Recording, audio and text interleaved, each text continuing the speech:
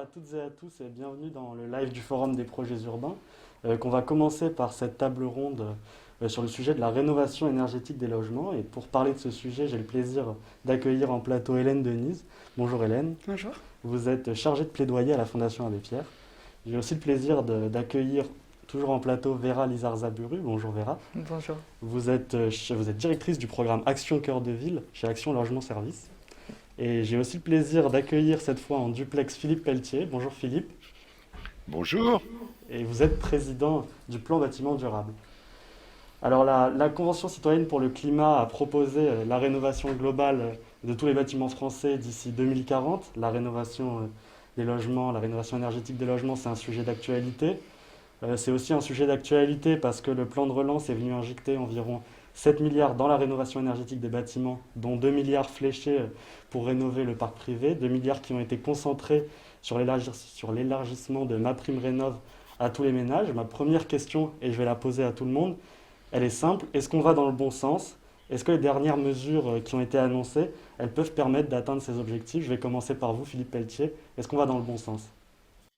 Oui, et moi je dirais que le verre est largement à moitié plein et que il faut arrêter de dire que ce n'est jamais bien, jamais assez, jamais au niveau adéquat.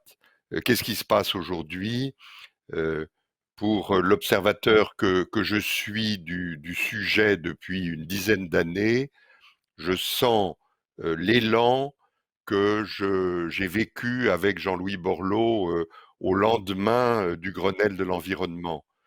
Et si on conjugue à la fois les financements importants que vous avez visés, l'accompagnement étroit des ménages sur tout le territoire qui se met en place, on a là un dispositif qui, avec l'appui de la loi qui va venir ponctuer le chemin, devrait produire rapidement euh, une relance véritable du sujet de la rénovation énergétique des bâtiments. Hélène Denise, je vous vois acquiescer. Vous êtes d'accord avec le constat de Philippe Pelletier? Alors, oui, on est sur une pente ascendante, mais pour nous, non, les efforts sont pas suffisants parce que les plans de relance aujourd'hui, c'est 7 milliards, mais finalement 2 milliards alloués à MaPrimeRénov'. On revient à des niveaux d'investissement de 2017-2018 avec le CITE, qui était réservé aux ménages modestes. Aujourd'hui, ces 2 milliards-là sont pour tous les ménages, donc c'est positif pour que tout le monde puisse faire des rénovations. Mais le Haut Conseil pour le climat, qui est une institution publique sérieuse, préconise de quadrupler les aides à la rénovation énergétique, de quadrupler cet investissement public pour qu'on puisse atteindre les objectifs. Les objectifs qu'on s'est donnés il y a déjà 3, 4, 5 ans, 500 000 rénovations par an, dont 150 000 concernant les passoires thermiques. Je rappelle qu'il y en a 4,8 millions, dont 2 millions qui sont occupés par des ménages modestes, qui On va y sont en revenir à précarité ça, on va y énergétique. revenir un peu plus tard. Et donc, non, pour le moment, 1 milliard par an sur 2 ans, bon, c'est pas un effort considérable. D'accord, vous avez parlé aussi de massification, tout ça, on va y revenir après. D'abord, l'avis de vous, Vera. Quel est votre avis? On va dans le bon sens? Alors moi je pense qu'effectivement il y a une dynamique qui est enclenchée. Je pense aussi que effectivement je pense que pour la Fondation Abbé Pierre effectivement il y a une urgence à faire beaucoup et rapidement. Néanmoins moi ce que je voulais souligner c'est que effectivement et en tant que en tant que représentante d'Action Logement, c'est vrai que là on parle essentiellement du parc privé, mais c'est aussi c'est quand on parle des milliards donc, que vous évoquez, c'est on fait un peu fi de toute l'action qui est engagée sur les terrains aussi par les acteurs du parc HLM, soit des offices publics, que ce soit des ESH, et qui travaillent aussi à résorber de manière significative le parc social existant, et qui travaillent aussi dans leur construction, dans leur mode de construction actuel, pour améliorer la performance énergétique des nouvelles constructions, et donc qui participent aussi à cet effort collectif. C'est vrai qu'on va se concentrer un peu plus sur le logement privé aujourd'hui. On va parler de massification des aides, du coup, leur élargissement, puisque maintenant MaPrimeRénov' est désormais accessible à tous les ménages. Ça aussi, c'est une bonne chose d'élargir à tous les ménages pour aller vers la rénovation, une rénovation globale des logements. Oui, parce qu'effectivement, les passoires énergétiques, comme l'évoquait Hélène à l'instant, elles sont partout. Elles sont dans le parc social, elles sont dans le parc privé. Et effectivement, je suis d'accord avec l'idée qu'effectivement, qu'on vient de pouvoir accompagner l'ensemble des ménages qui sont aussi en capacité de concourir à cette amélioration collective du parc de logement. Hélène Denis, c'est important d'élargir à tous les ménages, plus seulement les plus modestes. Alors oui, c'est important dans la massification de la rénovation énergétique pour que tout le monde s'y mette et qu'on atteigne les objectifs climatiques, environnementaux qu'on s'est donnés. Mais moi, je suis ici pour parler au nom des plus modestes et pour eux. Et pour eux, il faut augmenter les aides massivement et pas au détriment de tous. D'accord, c'est vrai qu'on a été peut-être surpris de la suspension de l'aide à la rénovation dispensée par Action Logement, qui est intervenue en fin d'année dernière et qui est arrivée au même temps où on a augmenté les aides de l'ANA. Et cette aide, je le rappelle, elle s'adressait aux salariés aux revenus modestes. Elle a été suspendue parce que les objectifs ont été atteints.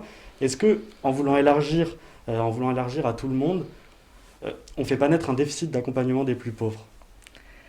Alors, effectivement, elle a été suspendue parce qu'elle a connu un immense succès. Ça prouve effectivement l'importance du besoin, l'importance aussi de la prise de conscience collective, je crois, autour du fer. C'est-à-dire qu'effectivement, on en parle, mais concrètement, c'est renouveler sa chaudière, remplacer ses fenêtres, c'est des choses effectivement que tout à chacun, en étant propriétaire, peut effectivement faire. Donc l'aide a connu un grand succès. Je pense que les partenaires sociaux ont pris aussi la mesure de ce que représentait cette action forte, notamment au bénéfice des salariés, qui sont, et ça je voudrais vraiment le souligner, c'est vrai que la mission première d'Action Logement, c'est de conforter le lien emploi-logement. On parle de salariés, mais les salariés sont aussi des personnes modestes et qui aussi peuvent être précaires. Donc il faut pas non plus stigmatiser notre intervention qui, dans le cas d'un élargissement, ne s'adresserait que aux personnes ayant un contrat de travail qui peut lui aussi être les laisser dans une situation de précarité néanmoins. D'accord, Philippe Pelletier, je vous pose la même question. Est-ce que cet élargissement des aides, ça ne peut pas faire craindre qu'on aide moins les ménages les plus modestes? Alors, je ne varie pas dans la ligne qui est la mienne depuis 10 ans au plan bâtiment durable. Nous avons fait de la lutte contre la précarité énergétique et l'aide aux ménages les plus modestes la priorité de l'action. Et donc, tout sujet qui généralise sans oublier cette priorité me va bien. Si l'action devait diluer la lutte contre la précarité énergétique dans une action d'ensemble plus modérée, je me lèverai et je m'y opposerai radicalement. En d'autres termes, les choses sont très claires pour moi depuis le premier jour. La lutte contre la précarité énergétique et l'appui, l'accompagnement des personnes modestes, et le sujet n'est alors pas seulement un sujet de financement, c'est ce qui doit guider principalement notre action. Je rappelle quand même que l'aide MaPrimeRénov', elle est échelonnée, c'est-à-dire que le reste à charge, il varie selon les moyens des ménages. On nous parle d'un reste à charge de 10% pour les ménages les plus modestes. C'est ce que vous constatez, vous, à la Fondation Abbé Pierre? Alors, ce reste à charge de 10%, il est possible sur certains gestes avec MaPrimeRénov'. C'est une prime forfaitaire. Mais c'est pas généralisé pour tous les ménages modestes. En plus, MaPrimeRénov' ne permet pas aux ménages modestes de faire des rénovations globales et performantes, qui sont les plus souhaitables, surtout quand on vit dans une passoire thermique qui est très énergivore, qui concentre sur la santé, sur le budget. Là, on veut des rénovations qui puissent faire sortir ces logements du statut de passoire. C'est pas suffisant pour rénover efficacement son logement. MaPrimeRénov', non. Enfin, pour les plus modestes, si on veut faire une rénovation globale, on est orienté vers Habiter mieux Sérénité, qui a un plafond de travaux à 30 000 euros, donc c'est bien, mais il y a un reste à charge tourne autour de 35%.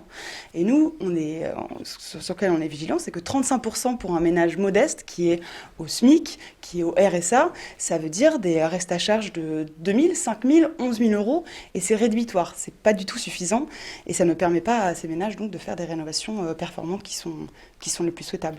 D'accord, il y a aussi il y a quelque chose de nouveau qui arrive, c'est que maintenant, les aides sont versées au moment des travaux, en tout cas c'est ce qui est vendu. Ça aussi c'est un avantage quand même pour les ménages les plus modestes. Ah bah oui, bien sûr. C'était le problème avec le crédit d'impôt sur la transition énergétique, le CITE, c'est qu'il fallait avancer les frais. Pour beaucoup de ménages, c'est complètement impossible. Après, cette année, on a vu des petits problèmes sur ma prime rénov pour les plus modestes parce qu'ils ont eu énormément de dossiers. Je crois que l'ANA a eu du mal voilà, à traiter les dossiers dans les temps. Donc il y a eu des petits problèmes et les ménages n'ont pas été payés à temps, des travaux ont dû être abandonnés. Mais je suis sûre que ça sera réglé. Donc ça, en tout cas, c'est sûr que sur les aides, c'est très très important de permettre un décaissement.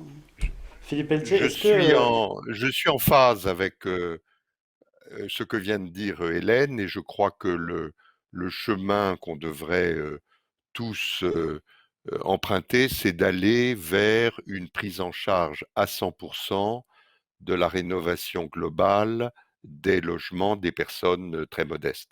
Je pense que c'est la seule issue qui permettra d'éradiquer cette situation de mal logement.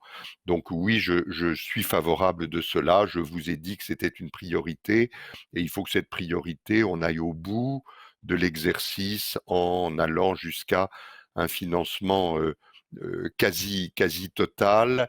Et je pense que dans pas mal de situations, si on cumule les aides nationales, les certificats d'économie d'énergie et les aides que certaines collectivités donnent, on est au-delà de 90% d'aides pour des personnes modestes.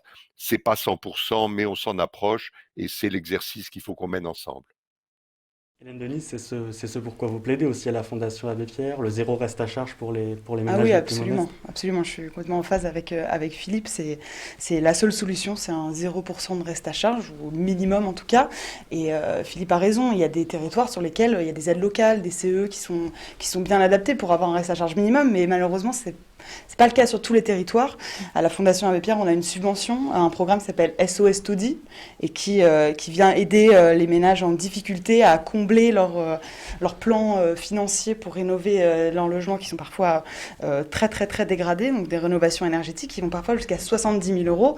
Et malheureusement, sur ces rénovations-là, un reste à charge de 10%, 15%, même 7 000 euros, c'est rédhibitoire. C'est des ménages qui sont même pas solvables par les institutions financières, qui ne peuvent pas avoir un prêt en plus de leur charge, et en plus qui ne peuvent pas compter sur les économies d'énergie après pour financer ce prêt, parce que c'est des personnes qui sont en restriction, c'est-à-dire qui ne se chauffent pas, donc voilà, ils se chaufferont plus à partir du moment où ils auront la rénovation, c'est l'effet rebond, et puis des ménages, voilà, ces économies, elles sont vitales, elles ne peuvent pas se permettre de céder une partie de leurs économies pour payer un prêt.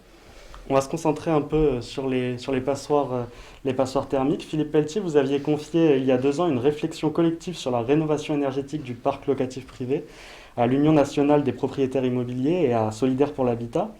Et cette réflexion avait mené notamment à la recommandation de mettre un plafond par décret qui visait à exclure les passoires énergétiques, du coup, les étiquettes F et G, de la location. C'est ce qui a été décidé. Est-ce que c'est le signe que la priorité est donnée à l'éradication des passoires énergétiques, comme l'a dit récemment Emmanuel Vargon?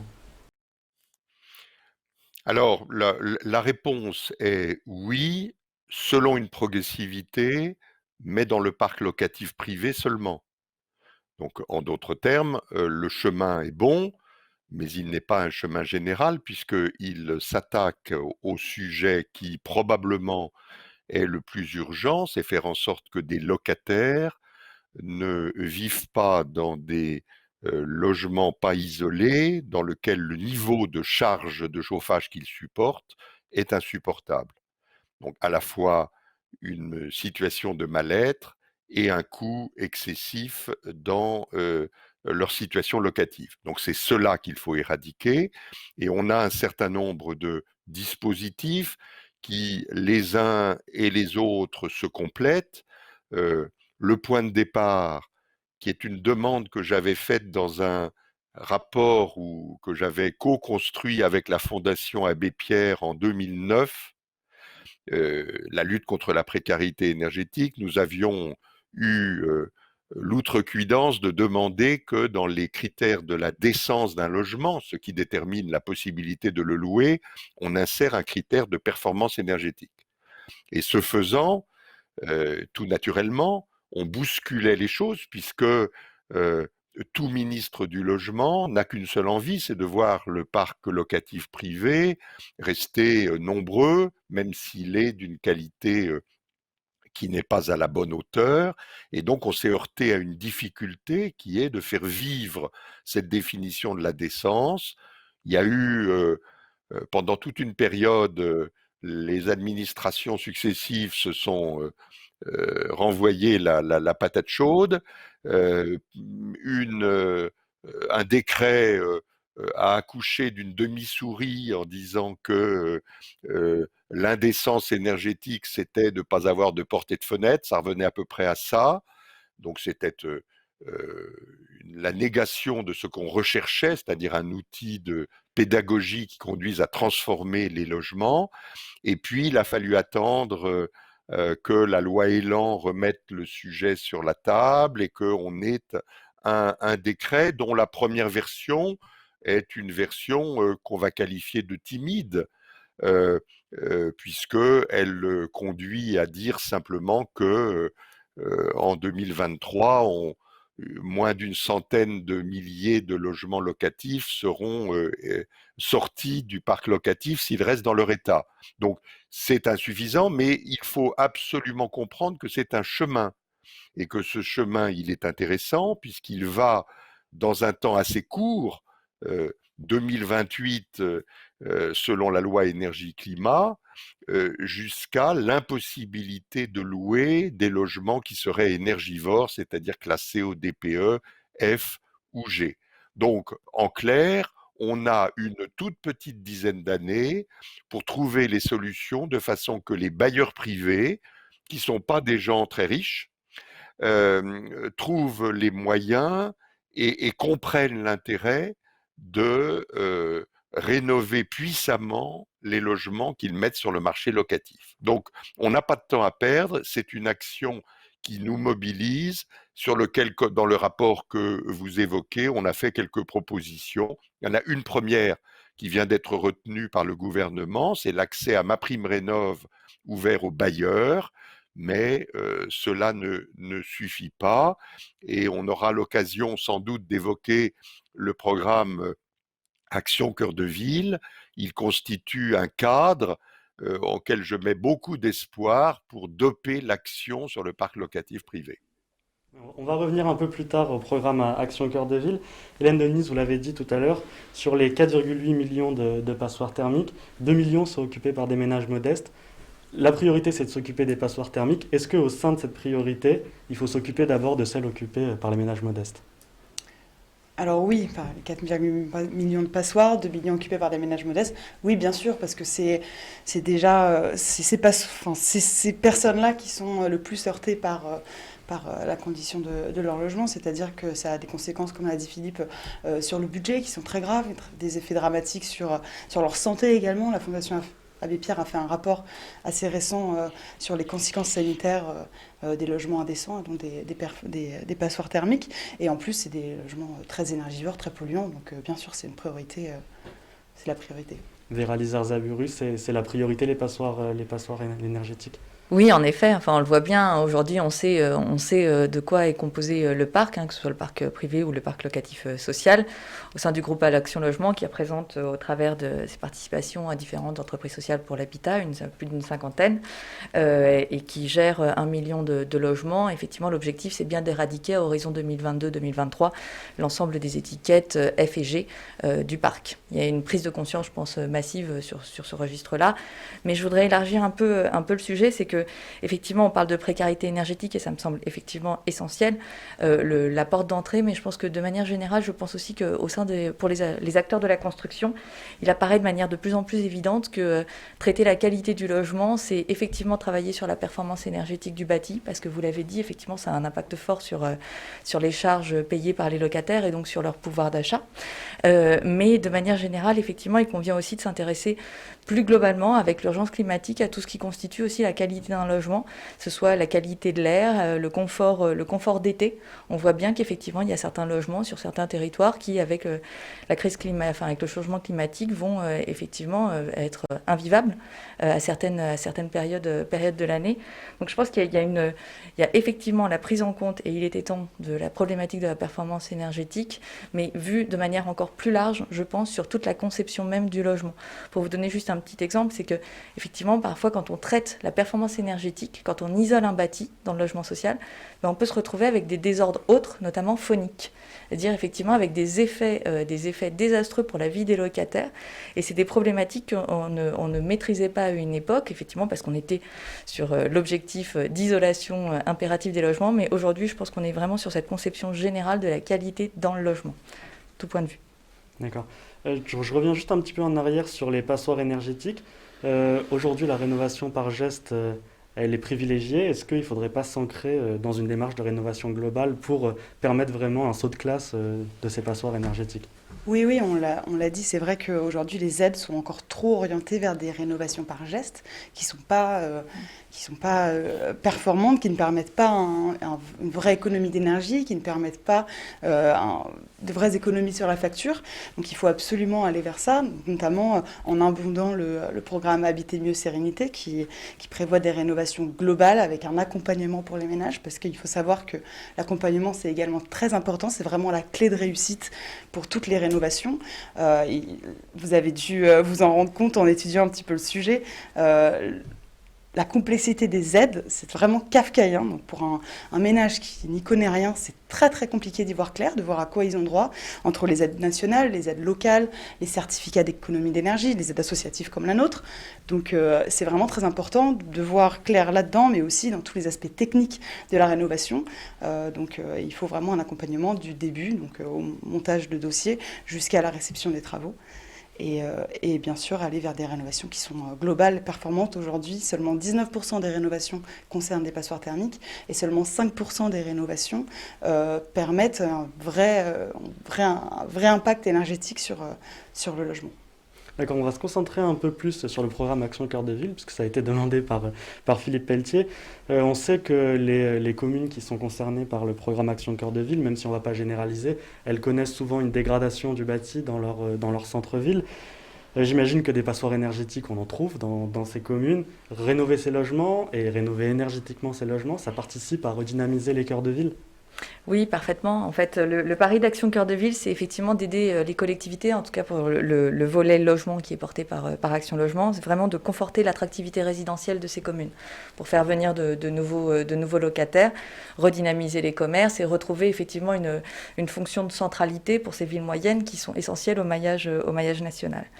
Et effectivement, on voit bien aujourd'hui le bâti dans ces communes de 8 000, 10 000, 20 000, 30 000 habitants.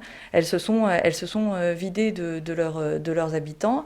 Elles ont été, on voit qu'effectivement le bâti s'est dégradé lentement à force de ne pas être occupé, parce que parfois effectivement les coûts de travaux étaient trop conséquents et donc les propriétaires ont renoncé à faire ces travaux. Et effectivement le pari d'Action Logement sur ce programme Action Cœur de Ville, c'est de mobiliser tous les opérateurs en capacité de faire renaître ce bâti et de le réinscrire durablement sur le marché de l'habitat.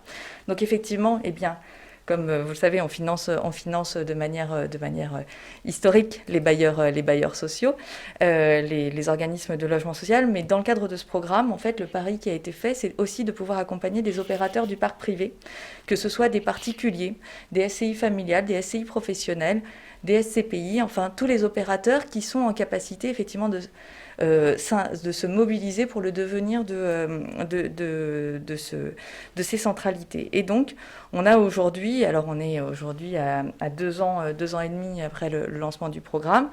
On a nos premiers résultats puisqu'on a mobilisé près de 550 millions d'euros sur les 222 communes éligibles au programme, dont une proportion croissante concerne effectivement des opérations relevant du parc privé. Et là encore, je suis tout à fait d'accord avec vous, effectivement, ce sont des opérations complexes place d'un point de vue technique, d'un point de vue financier, et il est nécessaire qu'effectivement les opérateurs puissent se faire accompagner pour que ces propriétaires bailleurs privés puissent effectivement porter des opérations de requalification significative de ces bâtis qui se sont totalement dégradés dans ces centres-villes parce que abandonnés pendant une longue période, et qu'ils puissent donc effectivement compter donc non seulement sur de l'ingénierie financière mais aussi technique. C'est pour ça que nous avons mis en place effectivement un accompagnement par des AMO, des assistances à maîtrise d'ouvrage, pour que sur les 222 villes, les potentiels investisseurs, de potentiels propriétaires, et vous le disiez, hein, ils sont pas tous, ce sont aussi des propriétaires modestes qui avaient ces biens de famille qu'ils ne souhaitent pas forcément vendre, mais qu'effectivement, via une aide significative, qu'ils peuvent remettre sur le marché pour aussi se générer un revenu complémentaire. Philippe, vous aviez à cœur de parler d'Action Cœur de Ville. La rénovation énergétique, Oui, ça doit avoir une place importante dans Action Cœur de Ville. écoutez, je vais vous dire les choses simplement. Je débat à cet instant avec deux personnes qui représentent pour moi, pour Hélène, l'action prioritaire qu'il nous faut mener, et pour Vera, le moyen privilégié qu'il nous faut mettre en œuvre. Donc je suis très heureux que vous ayez réussi ce tour de table. Et si je reprends Action Cœur de Ville, euh, on a le terreau, et il faut partir de là, de maires, donc d'équipes municipales, qui se sont déclarés volontaires pour s'engager dans le processus. Et c'est une première chose importante, et on a choisi de concerner 222 villes moyennes, et en cela, on sort du tout métropole qui obscurcit souvent l'action publique. Deuxièmement, en face, on a l'État qui, pour une fois, décide d'arrêter de courir chaque administration dans son couloir, mais de jouer collectif, de jouer groupé, c'est-à-dire de dire au maire, si vous entreprenez une action collective de rénovation de votre centre-ville, moi, l'État, je mettrai simultanément en mouvement les moyens pour m'attaquer au logement, au commerce, aux voiries, aux lieux de culture, aux parcs éducatifs, etc. Bref, une approche globale du sujet de la rénovation. Et c'est une des clés, parce que un bailleur privé qui a un logement en mauvais état, mais situé au-dessus de commerces vides dans une rue un peu désertée, il n'a pas trop envie de faire des travaux. Si en revanche, il voit qu'il s'inscrit dans un mouvement d'ensemble qui va régénérer le quartier, il ira beaucoup plus volontairement. Et parce qu'on fera une action groupée, on trouvera les moyens d'accompagner les propriétaires, qu'ils soient occupants ou qu'ils soient bailleurs, pour faire ces rénovations, c'est-à-dire qu'on mobilisera les financements spéciaux que le programme Action Cœur de Ville a, et puis les financements généraux qui existent aussi, et on leur tiendra la main dans le choix des entreprises, dans le process de rénovation qui sera une rénovation globale, donc efficace. Donc on a là tous les ingrédients d'une réussite, et moi je suis tout à fait heureux de voir que ce programme se développe, parce que il nous permet de changer la maille d'intervention et de donner de l'élan. Si je peux juste tenter une comparaison, pendant 10 ans, j'ai présidé l'Agence nationale de l'habitat, l'ANA, et on a des opérations programmées d'amélioration de l'habitat, les OPAH, qui consistent à créer sur un territoire donné une unité de lieu, une unité de temps, une unité d'action pour emmener tous les gens de ce territoire dans un espace de quelques années à faire une action d'amélioration de l'habitat. Et bien ça marche le feu de Dieu, parce qu'il y a un effet d'entraînement. Au début, la première année, c'est un peu timide, seuls quelques voltigeurs y vont, et puis très vite, les choses s'accélèrent, les plus timides voient que ça réussisse et ils entrent dans le mouvement. Et ben c'est ça qu'Action Cœur de Ville va permettre, c'est-à-dire une dynamique générale. Et si dans cette dynamique, pour faire le lien avec la précarité énergétique, on continue à porter une attention particulière aux gens les plus modestes pour les sortir de la précarité énergétique, et bien alors on aura gagné. Alors écoutez, on va devoir être très rapide pour conclure, il nous reste plus beaucoup de temps, mais j'aimerais quand même vous poser à toutes et tous une dernière question, parce que dans la proposition de la Convention citoyenne pour le climat, il y a écrit contraindre les propriétaires, occupants et bailleurs à rénover de manière globale, et ça pose une question, est-ce que on va pouvoir continuer à inciter les propriétaires et les bailleurs à rénover, ou est-ce qu'au final on va devoir passer par une contrainte très rapidement? Hélène Denis, qu'est-ce que vous en pensez? Alors oui, nous, à la Fondation Abbé Pierre, on est favorable pour ces obligations, en tout cas qu'on les annonce maintenant pour une mise en œuvre qui soit plus tardive, qu'on puisse s'y préparer, parce qu'aujourd'hui, c'est le seul moyen pour atteindre les objectifs environnementaux et climatiques. L'incitation ne marche plus. Et puis en plus, une obligation forcerait les pouvoirs publics et le gouvernement à mettre l'argent qu'il faut sur la table, les investissements qu'il faut sur la table pour mener à bien nos objectifs. Vera Lizarza-Buru, on doit inciter, on est obligé, on doit passer par la contrainte? Bah, je crois que de manière générale, et on le voit dans le cadre d'Action Cœur de Ville, nous on essaye de s'inscrire dans les problématiques vraiment ancrées dans chacun des territoires, de s'inscrire dans la roue de ce qui est déjà lancé, notamment les OPA dont parlait Philippe à l'instant. Et effectivement, on a besoin de mesures incitatives, très clairement, et c'est bien l'objet des financements qu'on essaye de mettre en place. Et ensuite, relève de la puissance publique de décider effectivement les actions coercitives qu'elle peut décider de mettre en place pour ensuite appeler des opérateurs, et notamment les opérateurs HLM. Philippe Pelletier, vous aurez le mot de la fin. On va devoir être coercitif. Allons doucement, nous sommes pressés. Allons doucement, c'est-à-dire commençons par les deux obligations qui sont à l'œuvre. Il y en a une dont on n'a pas parlé qui concerne le parc tertiaire privé et public, sur lequel une obligation de rénovation se déploie. Regardons bien comment ça marche avant de généraliser au résidentiel. Et du côté du résidentiel, comme Hélène le demande, nous avons déjà une obligation concernant le parc locatif privé et je pense qu'on a déjà beaucoup à faire pour réussir cette première marche. Après, il faudra faire ce qu'elle propose, c'est-à-dire mettre une obligation lointaine pour conduire à la rénovation de l'ensemble du parc résidentiel. Mais je pense qu'on n'est pas encore arrivé à ce stade, ne serait-ce que parce que l'offre de travaux, de services qu'on a en face n'est pas parfaitement au bon niveau sur tout le territoire. Écoutez, merci beaucoup d'avoir participé à cette table ronde.